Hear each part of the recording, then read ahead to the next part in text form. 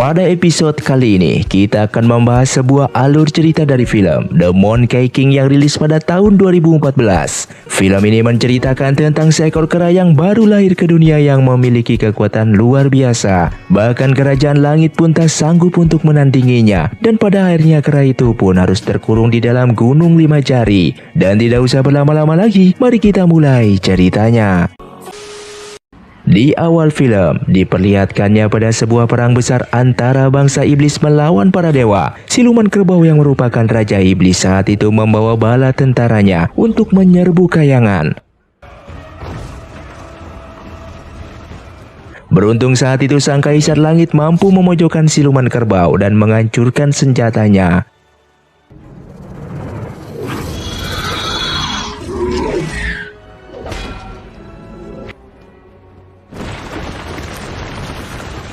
Kemudian di saat terakhir, adik sang kaisar langit yang bernama Putri Kibas memohon kepada kakaknya agar mengampuninya nyawa siluman kerbau. Yang ternyata tanpa sepengetahuan sang kakak, Putri Kibas ternyata menjalin asmara dengan siluman kerbau. Atas kebesaran hati dari kaisar langit dan rasa sayang pada adiknya, siluman kerbau pun diampuni. Akan tetapi sebagai hukumannya, siluman kerbau diasingkan di gunung berapi bersama dengan pengikutnya, termasuk Putri Kibas. Dan mereka juga dilarang menginjakan kaki lagi di kayangan.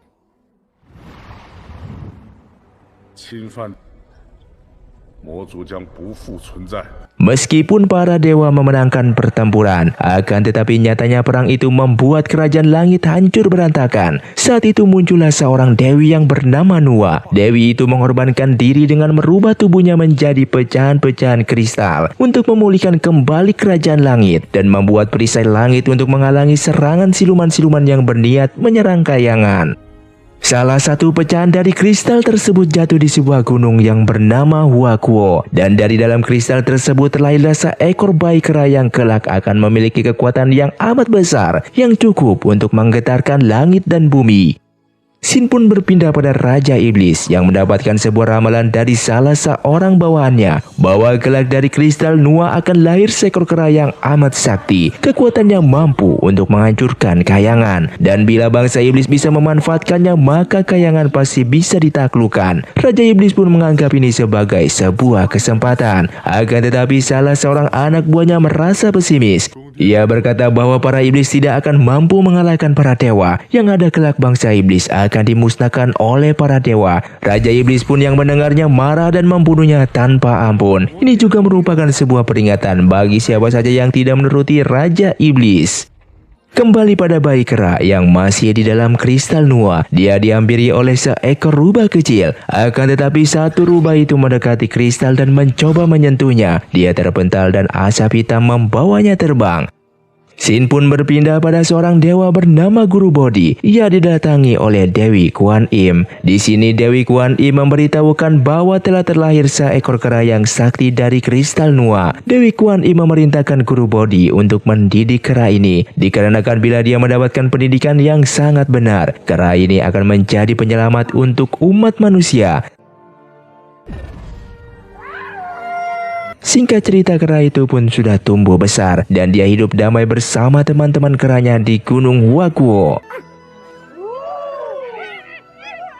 Pada suatu hari, kera ini sedang mengambil sebuah buah-buahan di atas pohon. Perhatiannya teralihkan pada seekor kupu-kupu yang membuatnya kehilangan keseimbangan. Tapi sebelum jatuh, dia sempat menggenggam kupu-kupu tersebut. Dan betapa sedihnya di saat membuka tangannya dan mendapati kupu-kupu itu mati. Akan tetapi kemudian Guru Bodhi menghampirinya. Dia meniupkan kupu-kupu tersebut dan ajaibnya kupu-kupu itu pun hidup kembali. Kera itu merasa kagum atas kemampuan dari Guru Bodhi dan kemudian meminta pada Guru Bodhi untuk mengajari dirinya. Guru Bodhi memang dari awal berniat mengajaknya belajar dengan senang hati menerima permintaan dari kera itu. Kini kera itu tinggal di kediaman Guru Bodhi bersama dengan murid-murid yang lain. Dan Guru Bodhi juga memberinya nama, yaitu Sun Wukong. Singkat cerita, dengan bakat dan kecerdasan yang dimiliki Wukong, dia mampu dengan cepat mempelajari dan menguasai 72 sihir. Bahkan dia jauh melampaui para senior-seniornya.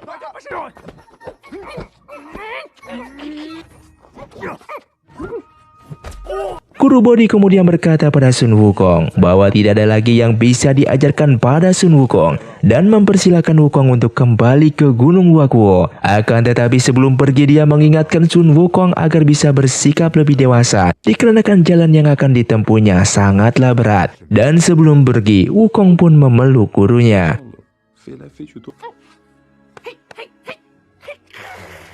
Sin pun berpindah pada siluman kerbau dan Dewa Erlang. Mereka berdua ternyata membuat sebuah persekongkolan untuk menghancurkan langit dan menjatuhkan tata dari sang kaisar langit dengan memanfaatkan Sun Wukong. Di sisi lain, para koloni kera sedang terpojok dikarenakan diserang oleh siluman golem. Tapi beruntung Wukong datang tepat pada waktunya dan mampu mengusir siluman tersebut.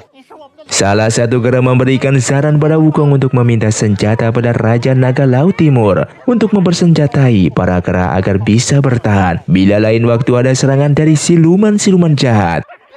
Di sisi lain, siluman rubah putih kini sudah menjadi dewa. Dia bernama Ruxu dan dialah rubah kecil yang dulu bertemu dengan Sun Wukong ketika masih di dalam kristal Nuwa. Ternyata dia dibesarkan oleh siluman kerbau. Awan hitam yang dulunya membawanya pergi merupakan sosok siluman kerbau.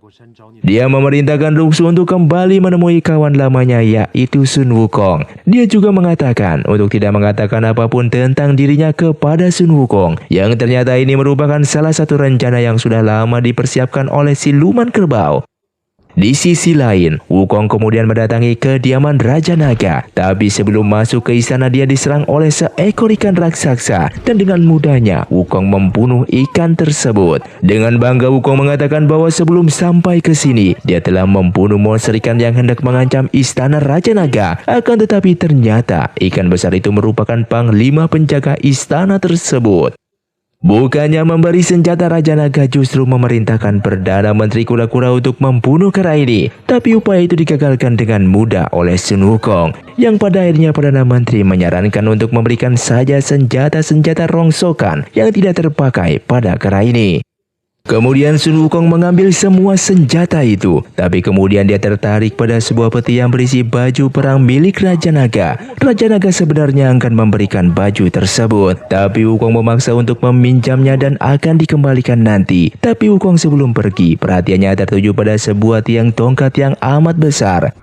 Raja Naga itu mengingatkan bahwa tiang itu berfungsi untuk menjaga ketenangan Laut Timur. Tapi karena tidak pernah ada yang mampu mencabut tongkat itu, dia pun berkata, bila kau bisa mencabutnya, kau boleh membawanya. Padahal di dalam hati sang raja tidak mungkin kera ini mampu mencabut tongkat tersebut. Tapi alangkah terkejutnya sang Raja Naga saat Wukong mampu mencabut tongkat itu. Dan benar saja tiba-tiba laut mengamuk yang membuat pusaran air yang amat besar sampai menghancurkan istana Raja Naga yang mengakibatkan tsunami di permukaan lautnya, bahkan hampir saja meratakan kerajaan siluman.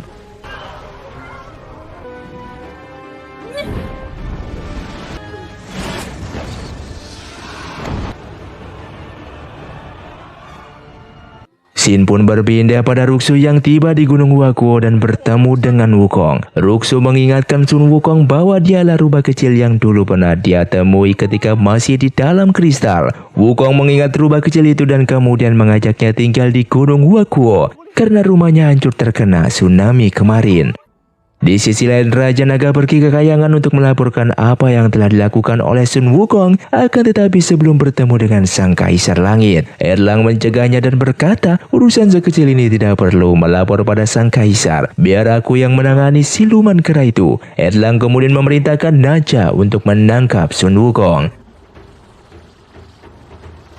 Di saat Ruxu dan Wukong telah melihat matahari terbit, dari arah matahari itu muncullah Naja dengan serangan bola apinya.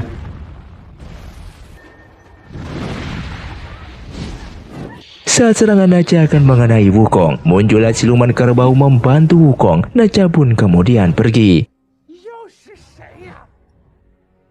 Dikarenakan insiden inilah Raja Siluman Kerbau dan Raja Kera Wukong pada akhirnya berteman. Siluman Kerbau terus mengusut Wukong untuk pergi ke kayangan. Ditambah dengan omongan Ruxu bahwa Wukong bisa mendapatkan hidup abadi bila bisa menjadi dewa di kayangan dan dapat menghidupkan yang telah mati. Mendengar hal itu Wukong pun tertarik. Dia ingin belajar agar kelak tidak ada kera di Gunung Wakuo yang mati. Scene berpindah pada Dewa Erlang yang telah mengadukan perbuatan Wukong pada Sang Kaisar Langit. Tapi kemudian Guru Bodi ikut menyarankan pendapatnya pada Sang Kaisar bahwa sesungguhnya Wukong bukanlah seekor siluman. Dia sebenarnya adalah kera yang baik. Hanya saja Wukong sedikit nakal dan kurang dewasa. Dengan sedikit diajarkan cara bersikap, dia akan layak menjadi dewa. Sang Kaisar yang menimbang-nimbang kalau Wukong terlahir dari batu Dewi Nuwa pastilah bukan kera yang jahat. Sang Kaisar akhirnya memberinya kesempatan. Tidak lama kemudian Wukong tiba di gerbang selatan. Di sana muncullah bayangan Erlang. Dia memperingatkan Wukong agar jangan memaksa masuk, karena siluman yang memaksa melewati gerbang ini nantinya akan terbakar oleh penghalang yang ada di dalamnya. Tapi Sun Wukong memang keras kepala tidak menggubris peringatan itu. Dia pun melompat masuk ke dalam gerbang dimensi. Dan ternyata penghalang itu pun membiarkan Wukong untuk masuk dengan mudah tanpa terbakar sedikit pun.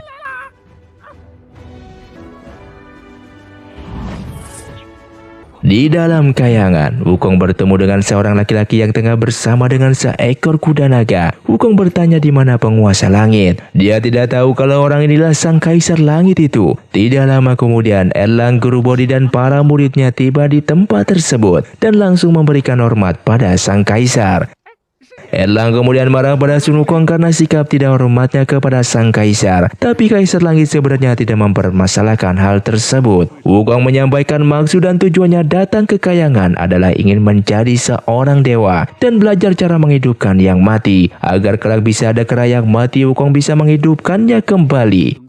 Sang Kaisar pun tersenyum dan berkata pada Wukong untuk menjadi dewa itu harus bersabar dan belajar secara tekun. Sang Kaisar pada akhirnya memberikan tugas awal pada Wukong sebagai pawang kuda naga kayangan. Scene pun berpindah pada Raja Iblis Siluman Kerbau yang tengah membuat kampak iblis. Dengan mengorbankan ratusan jiwa siluman, pusaka ini diklaim dapat mengalahkan Sang Kaisar Langit. Di tengah pembuatan kampak, sang istri yaitu Putri Kipas memergoki aksi suaminya. Dia kecewa lantaran Siluman Kerbau masih menaruh dendam pada kayangan dan masih berniat merebut tahta. Tapi Siluman Kerbau tetap pada pendiriannya untuk mengalahkan Sang Raja Langit.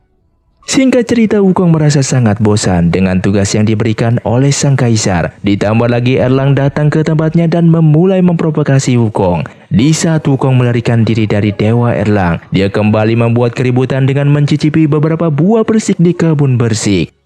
Di setiap butir buah persik membutuhkan waktu yang sangat lama untuk lama dimakan. Bahkan ada yang mencapai ribuan tahun. Jadi tidak sembarangan dewa yang boleh memakan buah-buahan ini.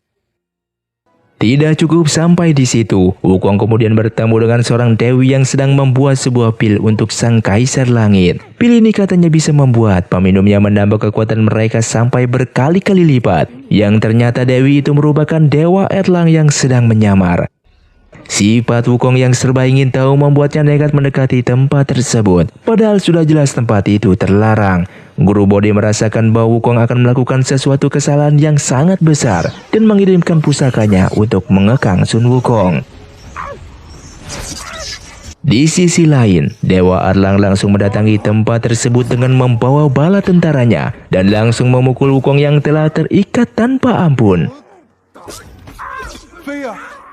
Wukong kemudian melihat tugu api yang sangat panas. Apinya sangat mampu membakar tali yang mengikatnya. Guru Bodi memperingatkan Sun Wukong bahwa api itu bisa membunuhnya. Tapi Wukong tetap memaksakan diri masuk ke dalam api itu dikarenakan terus diprovokasi oleh Dewa Erlang. Dewa Erlang pun tertawa puas melihat hal itu. Akan tetapi di luar dugaan, Wukong malah melahap api tersebut.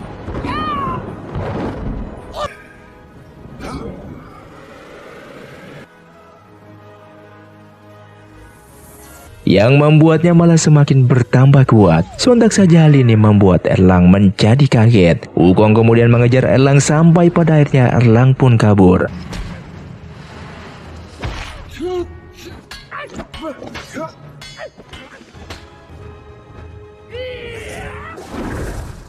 Dan Wukong memutuskan untuk kembali ke Gunung Wakuo. Setibanya di Gunung Wakuo, Wukong kaget melihat keadaan di sana. Seluruh koloninya tergeletak tak bernyawa, begitupun dengan Ruxu. Di saat itu Gunung Wakuo keadaannya sangat memprihatinkan.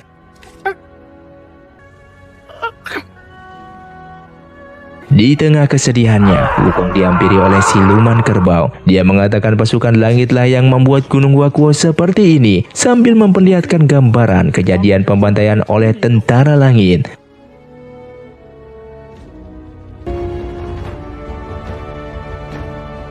Hal itu membuat Wukong sangat amat dipenuhi amarah. Dia pun terbang kembali ke kayangan, tapi kali ini adalah untuk menuntut balas. Ternyata ini semua adalah rencana licik dari siluman kerbau untuk mengadu domba Sun Wukong versus kerajaan langit. Pasukan langit yang menyerang Gunung Wakuo aslinya adalah para siluman yang menyamar. Setibanya Wukong di gerbang kayangan, dia langsung menerobos masuk dan menghancurkan gerbang tersebut, sehingga semua pelindung pun ikut hancur. Dan tanpa basa-basi, Wukong langsung menyerang para penjaga langit. Perang besar pun pecah antara Sun Wukong melawan kerajaan langit.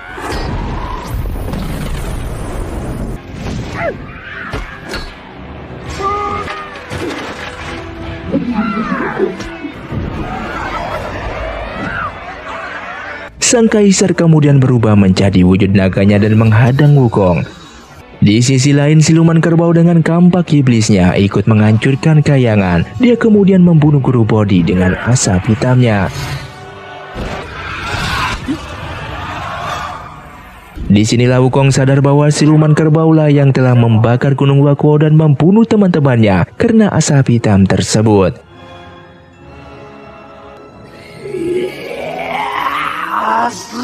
Dengan kampak iblisnya, siluman kerbau kali ini mampu mengalahkan sang kaisar langit.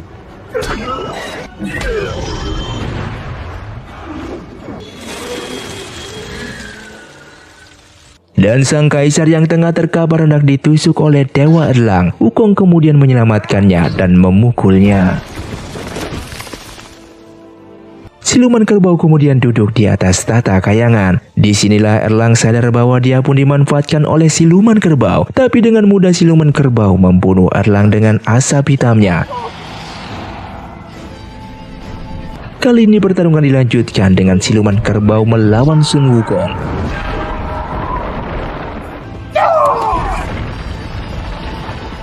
Pada awalnya Sun Wukong terpojok dan di tengah-tengah pertarungan. Di alam bawah sadarnya Sun Wukong dihampiri oleh Dewi Kuan Im yang kemudian memberinya pencerahan tentang kehidupan dan kematian. Dan setelah tersadar kembali, Wukong menjadi jauh lebih kuat dan akhirnya mampu memojokkan siluman kerbau.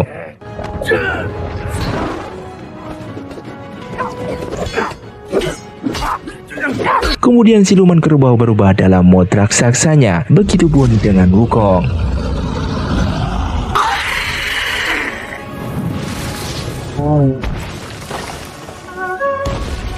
Yang pada akhirnya Wukong berhasil mengalahkan siluman kerbau dan memotong tanduknya. Yang kali ini siluman kerbau kembali ke bentuk aslinya sebagai seekor kerbau yang kemudian dihampiri oleh istri dan anaknya yang telah lahir. Kembali pada Wukong dan sang kaisar langit yang tengah melamun melihat sisa-sisa kerajaan langit. Wukong yang bertanya berapa lama waktu untuk memperbaikinya. Sang kaisar mengatakan mungkin ratusan tahun. Yang hal itu membuat Wukong terkejut. Tidak lama kemudian sang Buddha pun muncul dan menghukum Wukong dengan telapak Budanya dan mengencetnya di bawah gunung 5 jari. Dan film pun diakhiri dengan 500 tahun kemudian, di mana seorang biksu yang membawa tongkat 9 cincin menghampirinya di gunung 5 jari, dan film pun selesai. Terima kasih untuk kalian yang sudah menonton video ini sampai habis.